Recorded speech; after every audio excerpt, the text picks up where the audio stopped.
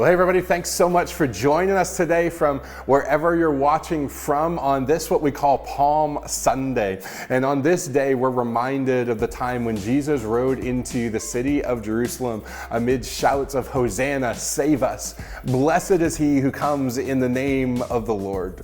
But as we read through the gospel accounts, that atmosphere of celebration quickly turned as tensions began to rise within the city, particularly among the religious leaders of the day.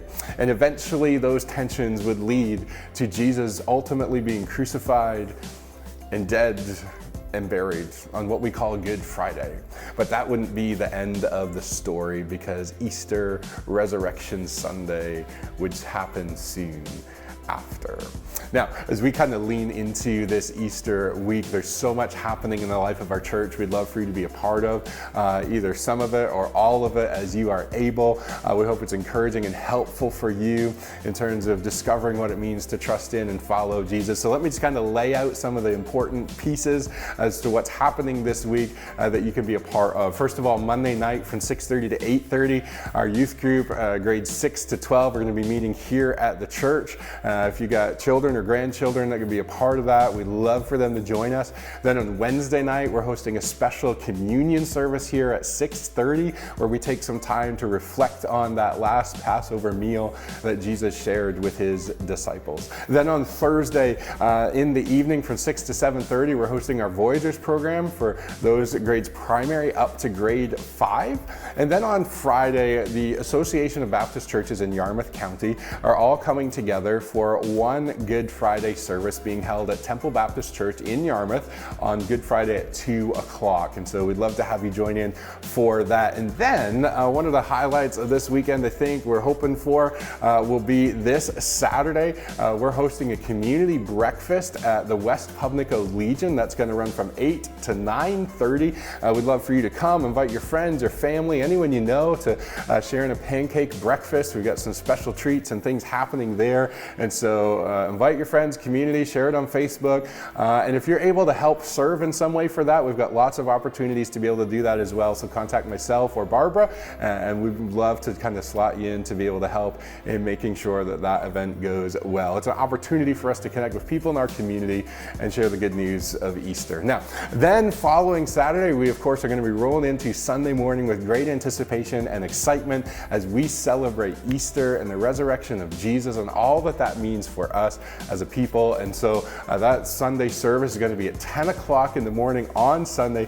Again, we'd love to have you and anyone you can invite join us for that day as we celebrate Easter. We're so looking forward to this week, but for now, we hope that what lies ahead here will be encouraging and helpful for you as you discover more about what it means to trust in and follow Jesus.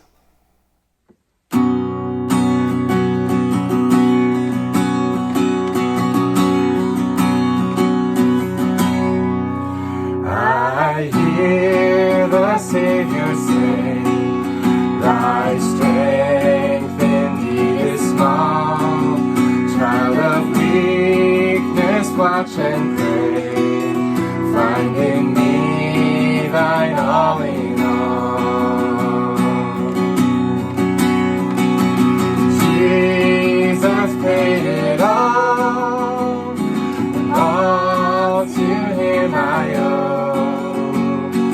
Sin had left a crimson stain, he washed it white as snow. Lord, now indeed I find thy power and thine alone can change the leopard's spots and melt the heart of stone.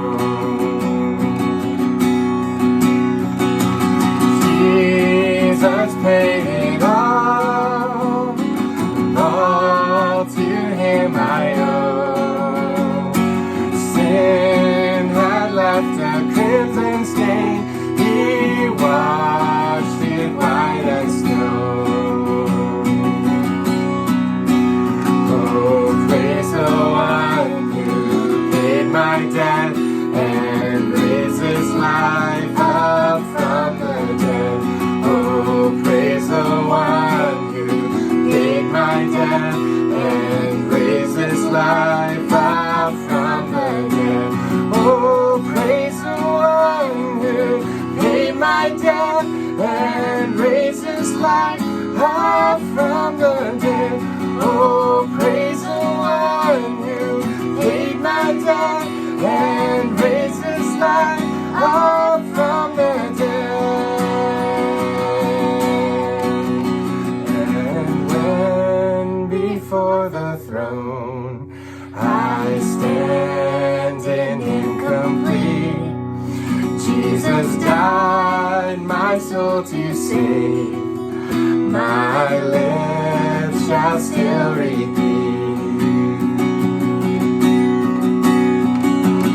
Jesus paid it all to him I owe. Sin had left a crimson stain, he washed it white as snow. Jesus paid it all, and all to him I owe. Sin had left a crimson stain, he washed it white as snow.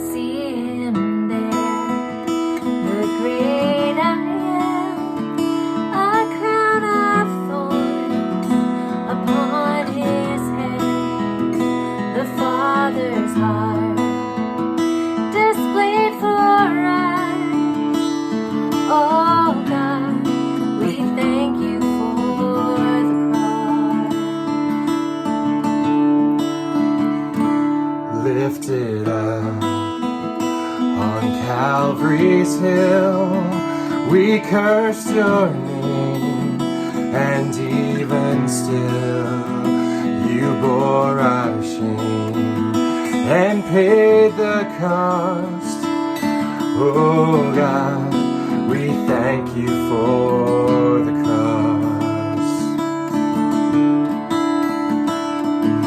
Behold the Lamb, the story of redemption written on his hands.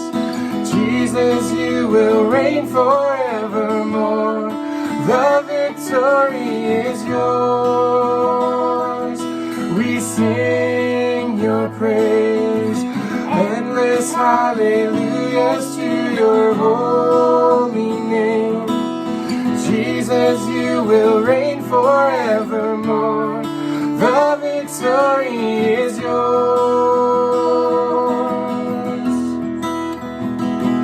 All for us, this sacrifice, for every sin, our Savior died. The Lord of life can't be contained. Our God has risen from the grave. Oh, our God has risen from the grave. Behold the Lamb, the story of redemption written on his hands. Jesus, you will reign forevermore. The victory is yours. We sing your praise, endless hallelujahs to your holy name. Jesus, you will reign forevermore.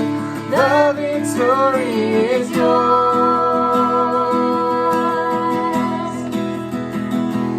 When the age of death is done, we'll see your face, bright as the sun. We'll bow before the King of Kings. Oh God, forever we will sing. Behold the Lamb, the story of redemption written on his hands. Jesus, you will reign forevermore. The victory is yours. We sing your praise, endless hallelujahs to your holy name. Jesus, you will reign forevermore. The victory is yours. Behold the Lamb, the story of redemption written on his hands. Jesus, you will reign forevermore. The victory is yours.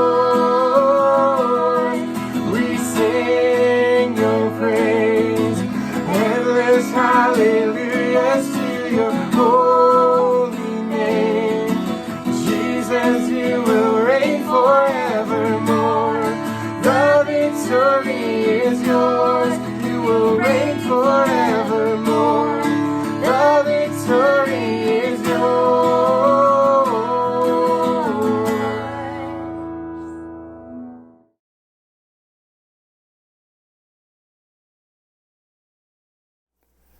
Well, today we are in part 3 of our series, This Place Has a Story. And over the last couple of weeks when we began, we said that over these weeks leading into Easter, what we were going to do was spend some time in some significant places during the last night of Jesus' life here on earth. And so we were going to gather around the table and in the garden and on a hill and eventually at the empty tomb where the sun rose on that first Easter Sunday morning. And what we've said all along is that each of these places has a story to tell. And there's something about it that our story gets caught up in this much bigger story as well. And we also have a place in these places. And so as we kind of make our way through the gospel accounts and hear the story of what happened, we also want to recognize that this isn't just something that's in the past.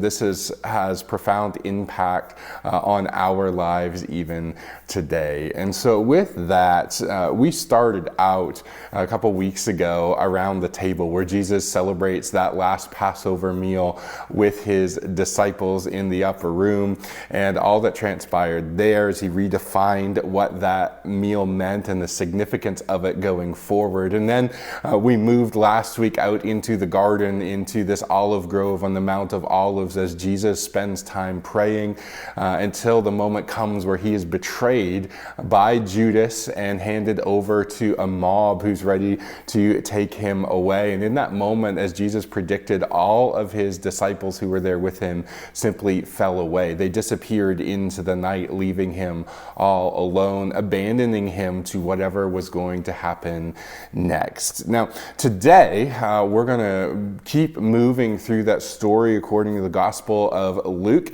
and discover what happens through the rest of that night and into the next day. And I just want to say up front, we can't cover all the pieces because there's so much attention and detail given by the Gospel writers to all that transpires on what we've now come to call Good Friday.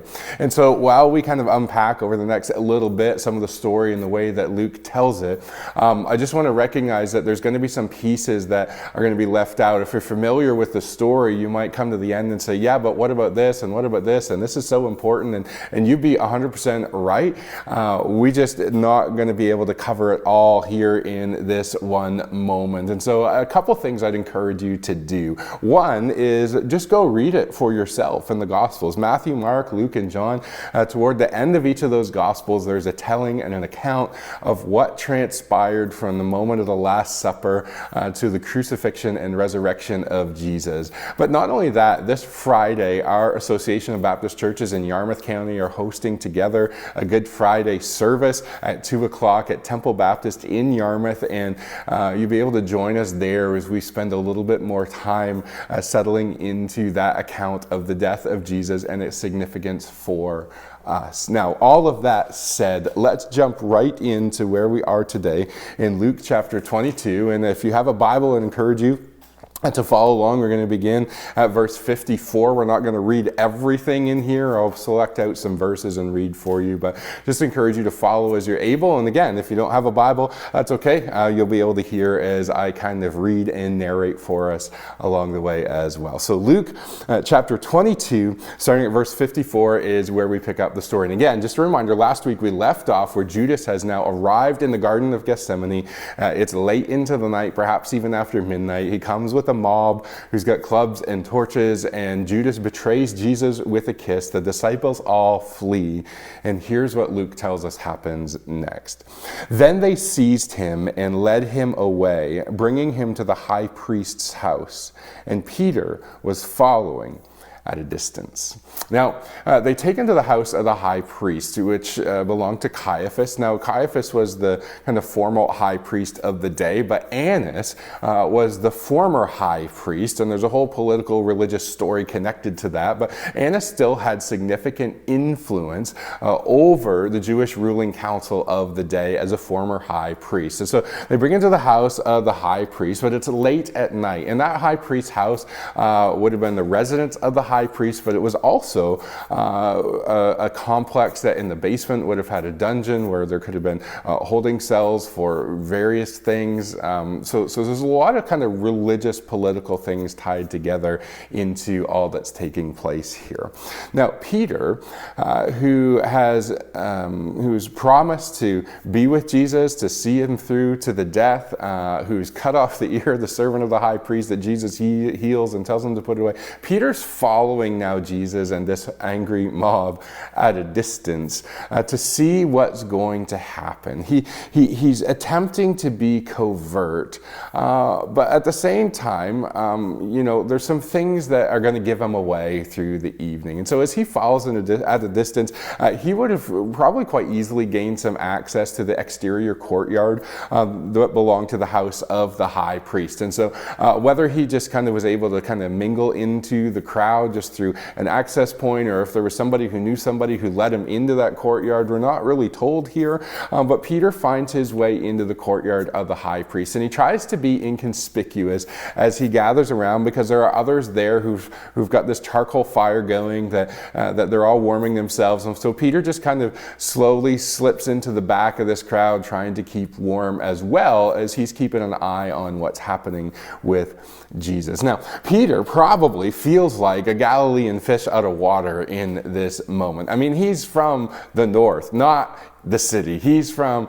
outside in the country. He was a fisherman. And so for him to go into the city, and particularly into this specific place, he felt a little out of place being there. Not only just because of that, but because of all the events and his association with Jesus. And so Peter's a little bit on edge. And eventually through the night, it's probably his clothing and more likely his accent that actually begins to give him away as somebody who's not from there.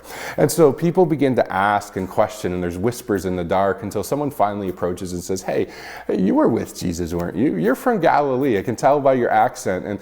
And Peter in that moment just flat out denies it. He says, no, not at all. And through the course of the evening, there are 3 specific times that Peter gets asked about his association with Jesus and whether or not he is one of Jesus's disciples. And maybe it's because of the pressure, or maybe it's because of something else, but Peter all 3 times denies that he is with Jesus or has been with Jesus or even knows Jesus. He denies any association with Jesus, just as Jesus had predicted would happen.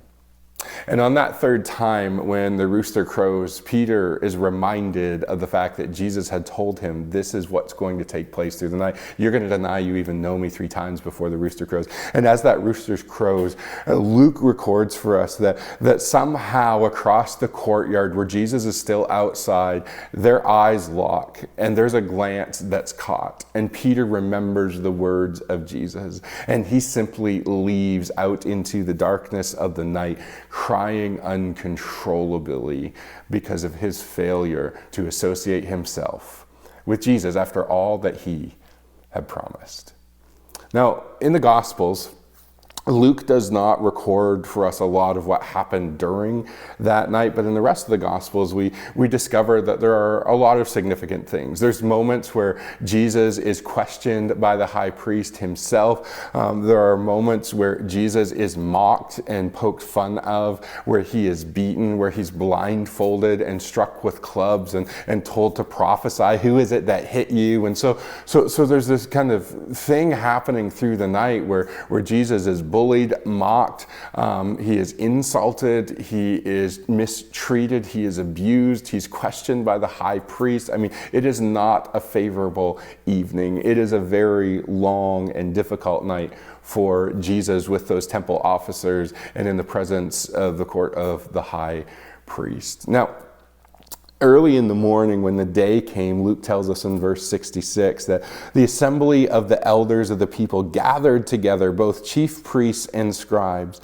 and they led him away to their council. Now, the council is here that's referred to is the Sanhedrin. And the Sanhedrin is this kind of make-up of rabbis or religious leaders who functioned essentially like the Jewish Supreme Court of the day. The Sanhedrin or the council was in charge of Jewish affairs under the kind of keen and watchful eye of Rome. They functioned in that jurisdiction under the authority of Rome, but they were still allowed to kind of hold their own Jewish courts in that way during that time. And so again, as they function kind of as the Jewish Supreme Court in Jerusalem, they exercised that authority under Rome, and there would have been 71 members who made up this council that is the Sanhedrin. And so they would have convened in what's called the Hall of Hewn Stones, which is built literally into the wall of the temple complex on the Temple Mount. And so in the morning, when daybreak happened, they've brought Jesus from the house of the high priest up to this Hall of Hewn Stones, where the council gathers, and all these members are pulled together, and they hold court, essentially, where Jesus is put on trial in front of them. And they said to Jesus, "If you are the Christ, tell us." And so this kind of question statement is really loaded. It's charged with meaning and with expectation. It's really kind of a direct way of saying, hey, reveal your identity. Do you think you are the Messiah of God, God's chosen and anointed? And the reason why this question is so charged and, with meaning and expectation is because a lot of people had very specific ideas of what the Messiah would actually accomplish when he arrived. And it's become very clear through the Gospels that these chief priests and elders have already made up their mind that Jesus does not fit the prototype that they are looking for.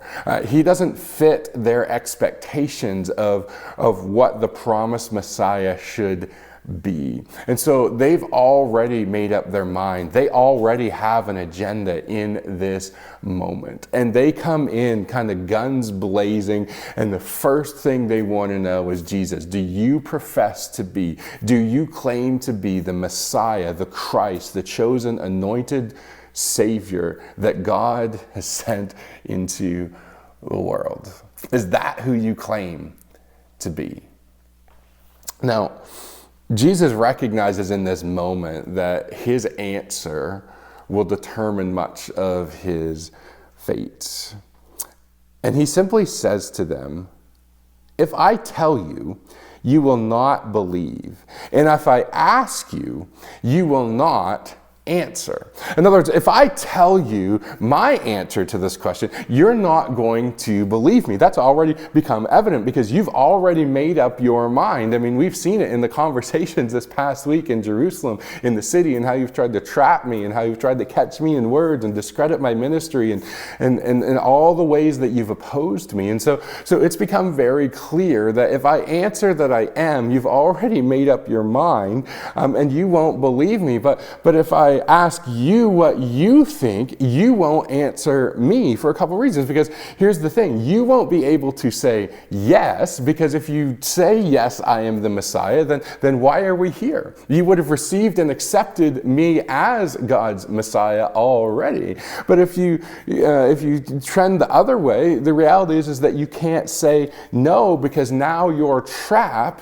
that you're trying to catch me in here will fall completely apart. And so Jesus sees right through it, and he says, if I ask you, you won't answer, and if I tell you, you won't believe. But then he says this, but from now on, the Son of Man shall be seated at the right hand of the power of God. Now, this term, Son of Man, is a title that Jesus referenced about himself, used of himself multiple times in his ministry. It's also a reference to the Messiah that comes out of the Old Testament book of Daniel in chapter 7, that one like the Son of Man will appear. And so Jesus, now picking up on this Old Testament messianic language, kind of references this about himself as he has all through his ministry. And he says, you will see the Son of Man seated at the right hand of the power of God. Now, this was a place of honor and of authority, particularly of God himself. In fact, it's a reference to Psalm 110, which again is understood to be what we call a messianic psalm, a psalm that speaks of the Messiah who will one day arrive. And in Psalm 110, it begins by saying, the Lord said to my Lord, sit at my right hand until I make your enemies a footstool for your feet. And so there's this reference now where Jesus simply says, you will see the Son of Man, referencing himself, seated at the right hand of the throne of God, a position of honor and of authority. Well, they don't like this one bit. And so they all begin to say, are you the Son of God then? Now, this is a bit of a different question. It's a bit of a shift in tone, but here's essentially what it becomes. It becomes an opportunity for them to be able to charge Jesus with blasphemy. That is, claiming something of himself that can only be claimed of God, or at least speaking irreligiously or irreverently of a higher authority or power. And so if Jesus answers yes, that he is the Son of God, then they would have what they need from the lips of Jesus himself. And he simply says to them, you say that I am. Which in kind of modern day English would be the equivalent of something like, you said it.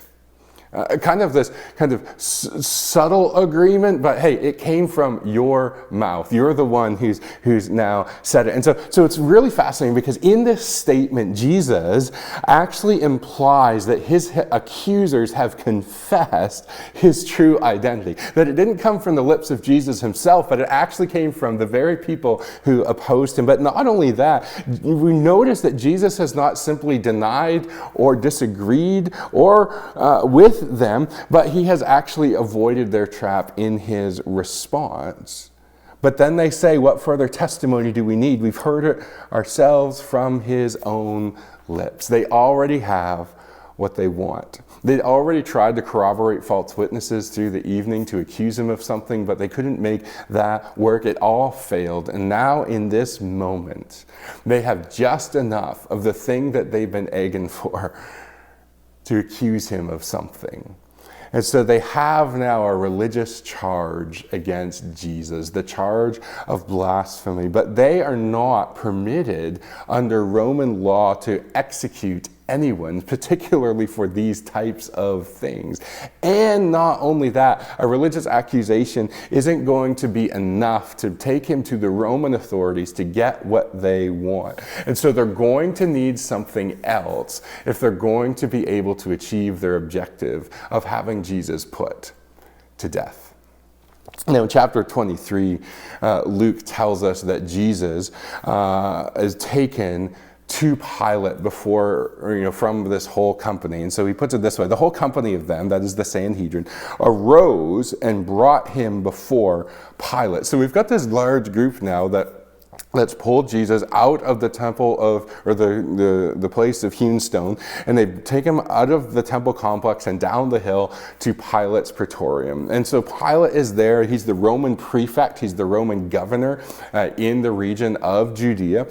He is one who resolved civil and criminal cases, judicial cases in that way. That was his job. That was his role as Rome's representative and authority in that place. And he was mostly responsible for simply keeping keeping order in the region under the authority of Rome. Now, that was something that Pilate was very keen to do, partly because his job depended on it, but partly because he wanted to please those who he was in authority under. And so Pilate, as he's charged with this responsibility of keeping order, he's particularly keen to do so during the time of Passover and during this whole celebration that's happening right now in Jerusalem, because the population of the city had swelled so large with people coming for this festival and this feast and this celebration that there was a lot more opportunity for things to get out of hand, for riots to start up, or for opposition to happen. And so Passover was always this religious festival atmosphere for sure, and it was exciting, but there was also this tension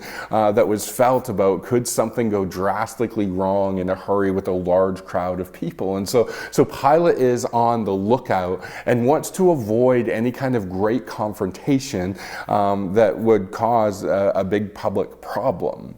And so they bring Jesus to Pilate, and they begin to accuse him in front of Pilate of certain things. And it becomes apparent quite quickly that their tone changes, that they take this religious charge of blasphemy and they turn it into something else. They politicize it as a weapon. They take Jesus' words from before and spin them off to mean something that he didn't ever intend. And before Pilate now, they begin to accuse Jesus of certain things. And everything they accuse Jesus of can be framed in this light, that Jesus is essentially challenging the political sovereignty of Caesar, which was pretty much treason in that day.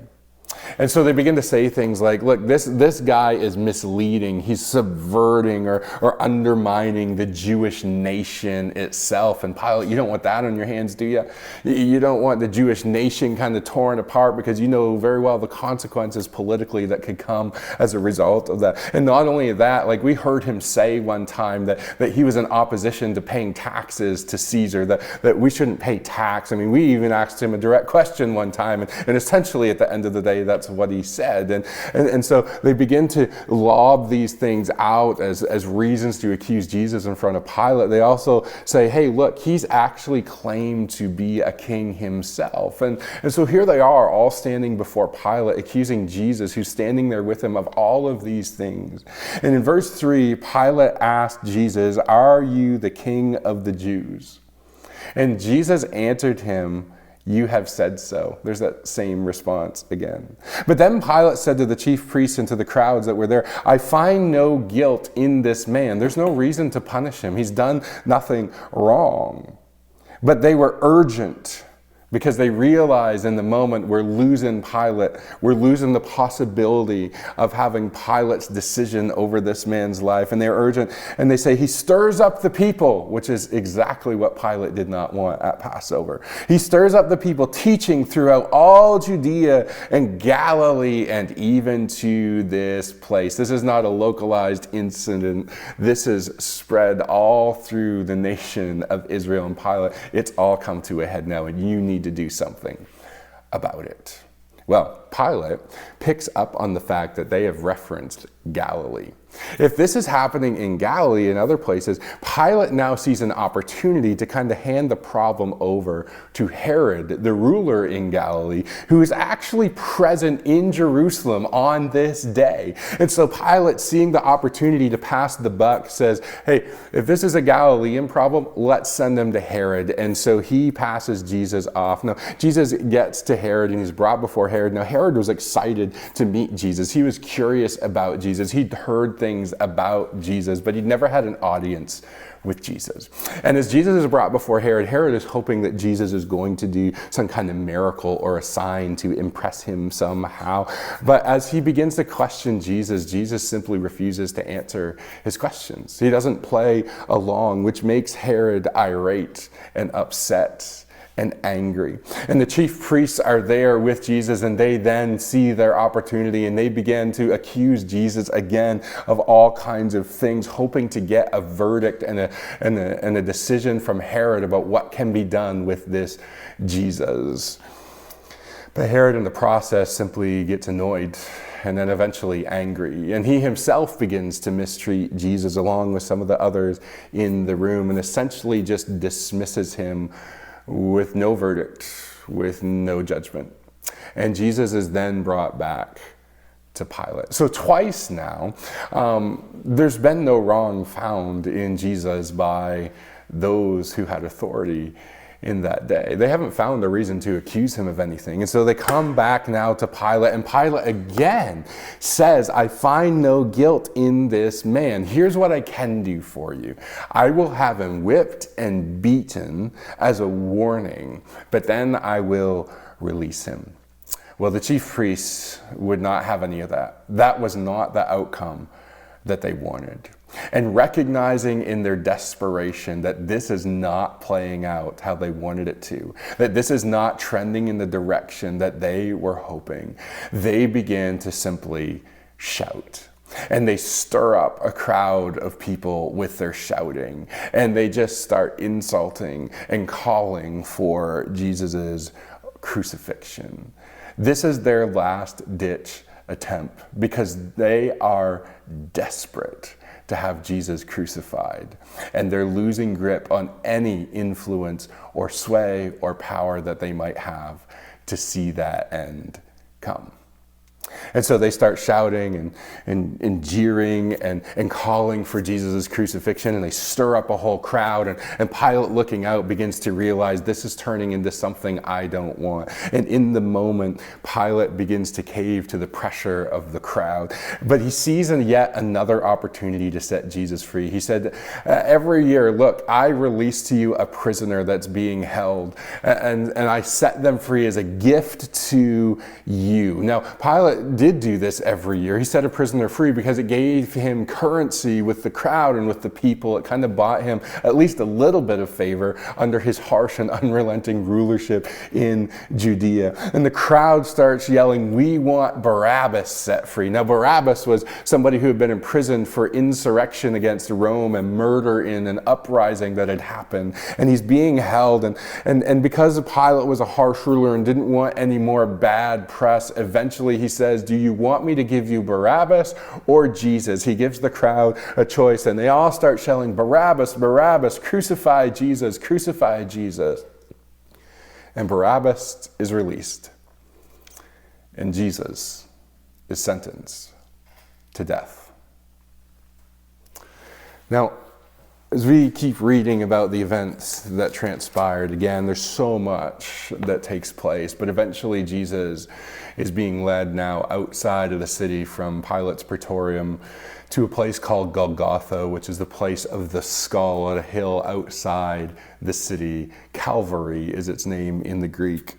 And in verse 26 of chapter 23, the scriptures tell us that when they led him away, that's Jesus, they seized one Simon of Cyrene who was coming in from the country and laid on him the cross to carry it behind Jesus. Now, Simon is just this passerby who's most likely in Jerusalem for the festival of Passover. He's from a place called Cyrene, which is in Libya, northern Africa, west of Egypt itself.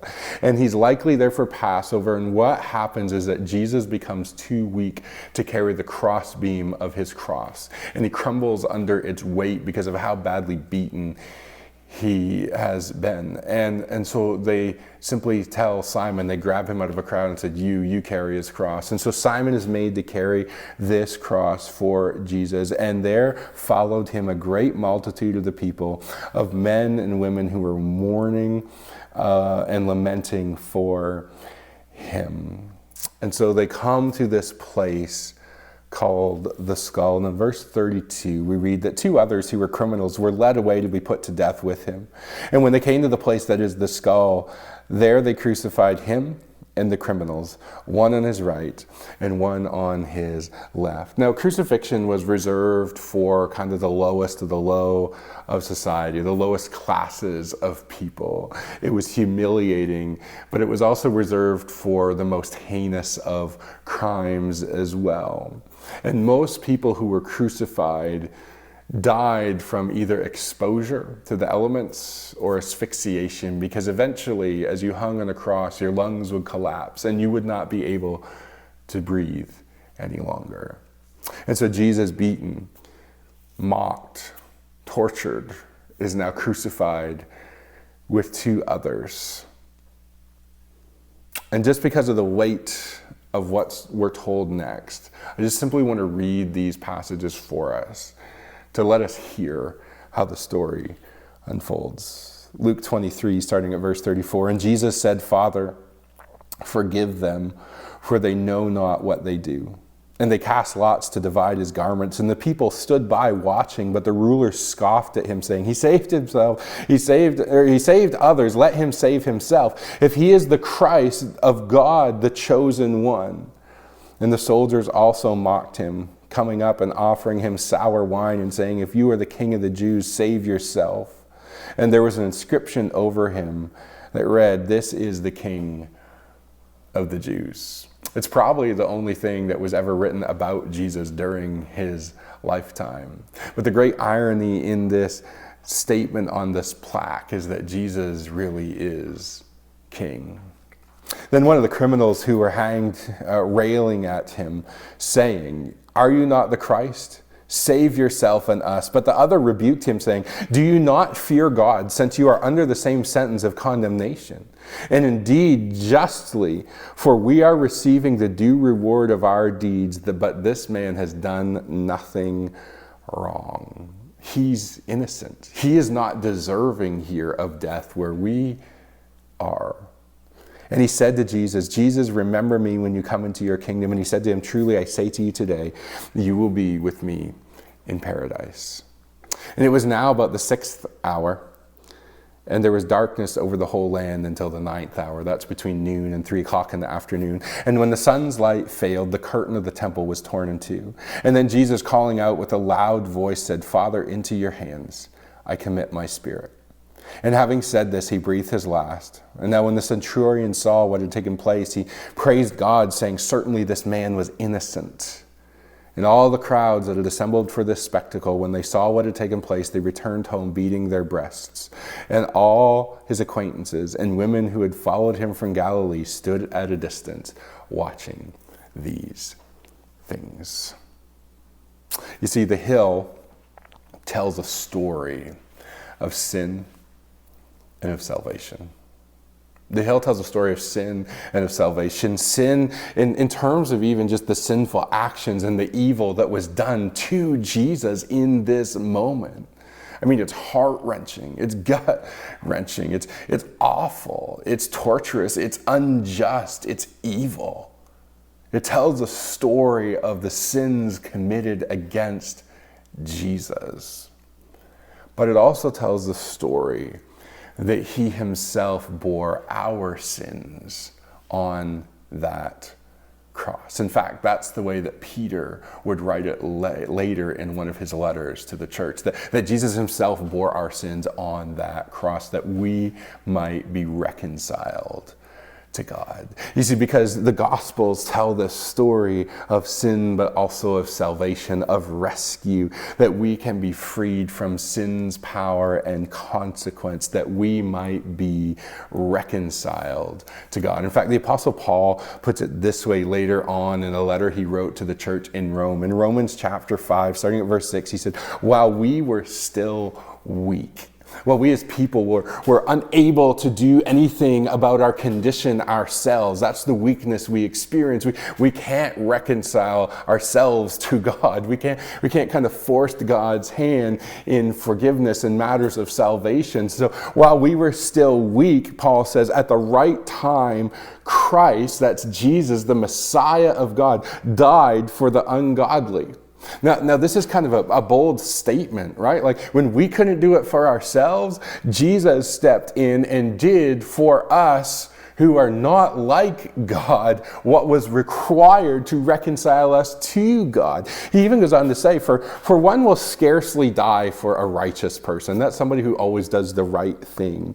And though perhaps for a good person, one might dare to die, that is somebody who's, we would just say is generally kind and respectful and does nice things. Like somebody might give their life for someone like that if they were in danger. But here's what he says. But God shows his love for us in that while we were still sinners, Christ died for us. And so the question is like, how do we know that God really loves us? I mean, does he really love us?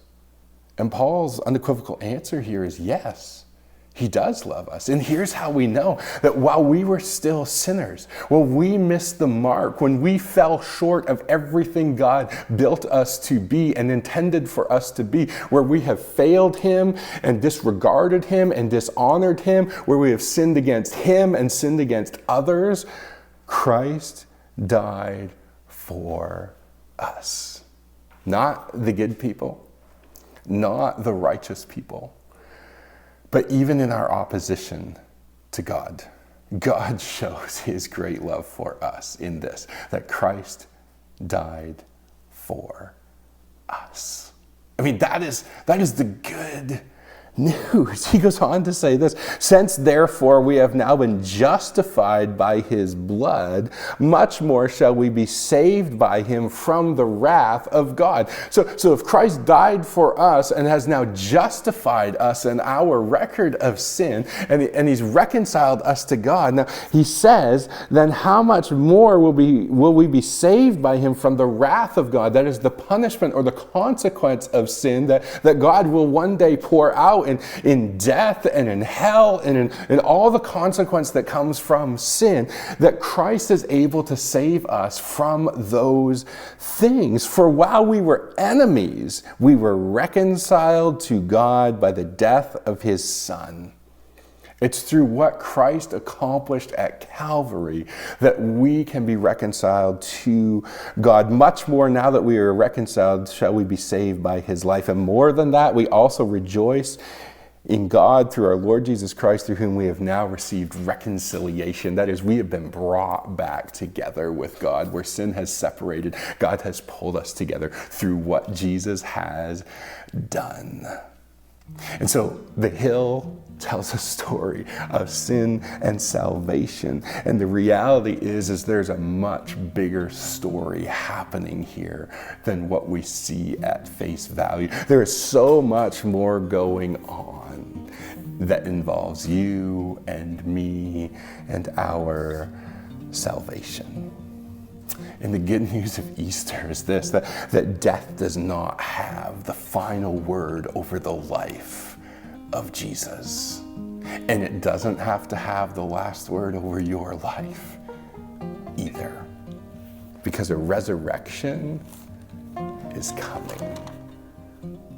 Now, Luke tells us that after Jesus eventually died on that cross, in verse 50 of chapter 23, he says, now there was a man named Joseph from the Jewish town of Arimathea, and he was a member of the council, a good and a righteous man who had not consented to their decision and action, and he was looking for the kingdom of God. And this man went to Pilate and asked for the body of Jesus, and he took it down and wrapped it in a linen shroud and laid him in a tomb of cut stone, where no one had ever been laid. And it was the day of preparation, and the Sabbath was beginning. And the women who had come with him from Galilee followed and saw the tomb and how his body was laid. Now, I think it's important that Luke tells us this because they know where Jesus was put. They know the exact location of where he was initially buried. And then they returned and prepared spices and ointments. Why? Well, because Jesus was buried in a hurry before Sabbath began. And the women knew that the burial process was not complete, and it would need to be completed at a later time after resting on the Sabbath. And so they began to prepare these spices and ointments that would be used for the rest of the embalming process. And on the Sabbath, they rested according to the commandment. But you probably know by now, that's not the end of the story. In fact, next Sunday, we will find out what they discovered when the sun rose on that first Easter Sunday morning, and the great hope that it would bring not only to them, but to the world, to you, and to me. The good news of God, that we can be reconciled because of the death and resurrection of Jesus.